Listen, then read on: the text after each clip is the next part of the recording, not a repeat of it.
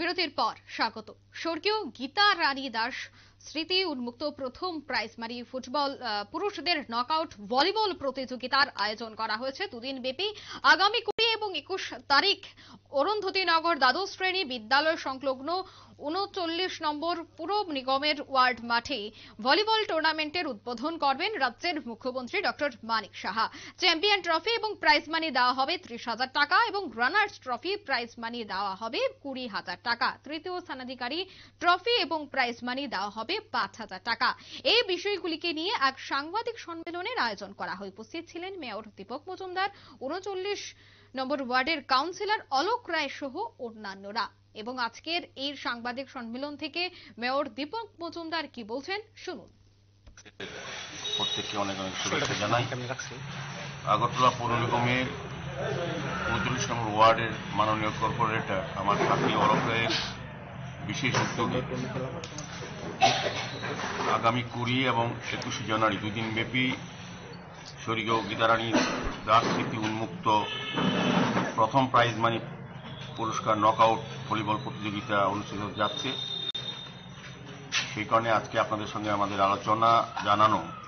তো আপনারা জানেন 20 এবং 21 তারিখ আমাদের আনুষ্ঠানিকভাবে রাজ্যের মাননীয় মুখ্যমন্ত্রী প্রফেসর ডক্টর মানিক সাহা মহোদয়, আমাদের বিশিষ্ট রাজ্যের সমাজসেবী শ্রী রাজীব ভট্টাচার্যের মাধ্যমে উপস্থিতির মাধ্যমে আমাদের এই দুদিনব্যাপী ভলিবল টুর্নামেন্ট প্রতিযোগিতা শুরু হবে।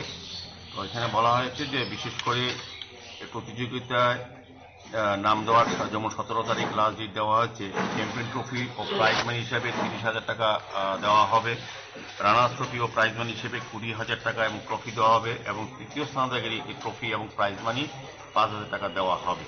সার্বিকভাবে আমি বলবো এটা বিশেষ একটা গুরুত্বপূর্ণ জায়গা থেকে এই টুর্নামেন্ট হচ্ছে। স্বর্গীয় গীতা রানী দাস স্মৃতি উন্মুক্ত প্রথম প্রাইজ মানি পুরস্কার নকআউট ভলিবল প্রতিযোগিতা, যেটা আমাদের রাজ্যে আমাদের সরকার প্রতিষ্ঠা হওয়ার পর সমস্ত বিষয়ের সঙ্গে সঙ্গে ক্রীড়ার বিষয়টাকে বিশেষভাবে তুলে ধরা হচ্ছে। উদ্দেশ্য হচ্ছে যত বেশি যুব সমাজ যুবশক্তিকে খেলাধুলার মাঠে আনা যায়, নেশামুক্ত ত্রিপুরা গঠন করার যে ডাক দিয়েছে আমাদের রাজ্য সরকার, আমরা সবাই যাই আন্দোলনে যারা কাজ করছি, আমাদের পক্ষে এটা সুবিধা হবে যত বেশি সংখ্যক মানুষকে সাংস্কৃতিক এবং ক্রীড়াঙ্গনে তাদেরকে অংশগ্রহণ করা। সেই উদ্দেশ্যেই অলোকবাবু প্রতিনিয়তই শুধু উনি আগরতলা শহরে এই ওয়ার্ডের ড্রেন, রাস্তা, নিকাশি ব্যবস্থা, আলোর ব্যবস্থা, সৌন্দর্য সহ উনি সামাজিক কর্তব্য হিসেবে এবং ক্রীড়া বিষয়টাকে আমরা দেখেছি অরুন্ধতী স্কুল মাঠটা যখন উনি দায়িত্ব নিয়েছিলেন কর্পোরেট হিসাবে এই এলাকায়, বা আমি পৌর মেয়র হিসেবে আমরা অনেকভাবে সঞ্জয়বাবু ক্রীড়াবিদ আছেন, উনিও এই বিষয়টা দেখেন। যারা এখানে উপস্থিত আছেন প্রত্যেকে ক্রীড়ার সঙ্গে যুক্ত কোনো না কোনোভাবে দেখেছি মাঠটা কত সুন্দরভাবে ডেভেলপ করা হবে।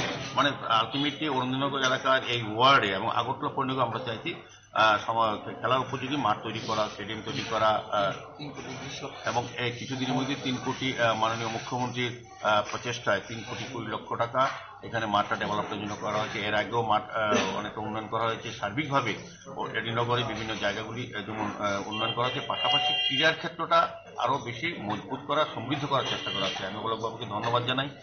আগামী দুদিনব্যাপী যে 20 এবং 21 তারিখ হবে, আমি সারা শহরবাসী এবং রাজ্যবাসী যারা ক্রীড়াপ্রেমী, ক্রীড়ামোদী বা প্রতিভাবান প্লেয়াররা আছেন ভলিবলে, বিশেষ করে যারা তাদেরকে অংশগ্রহণ করার জন্য আসার জন্য এবং সার্বিকভাবে এটা সফলতা কামনা করছি। আমি আশা রাখবো আমাদের মুখ্যমন্ত্রীর হাত ধরে যেটা টুর্নামেন্টটা শুরু হবে, গীতা রানী দাস স্মৃতি উন্মুক্ত, যাতে সবাই অংশগ্রহণ করবেন, বিভিন্ন দল এবং যারা আসবেন টিম, আমাদের ব্যবস্থাপনা অলোকবাবু এমনিতে ভালো। অলোকবাবু আমাদের যত প্রোডাক্টের মধ্যে বেশি প্রোগ্রাম উনি করেন এবং বিশেষ করে মেয়র দীপক মজুমদারের বক্তব্য আপনারা শুনলেন।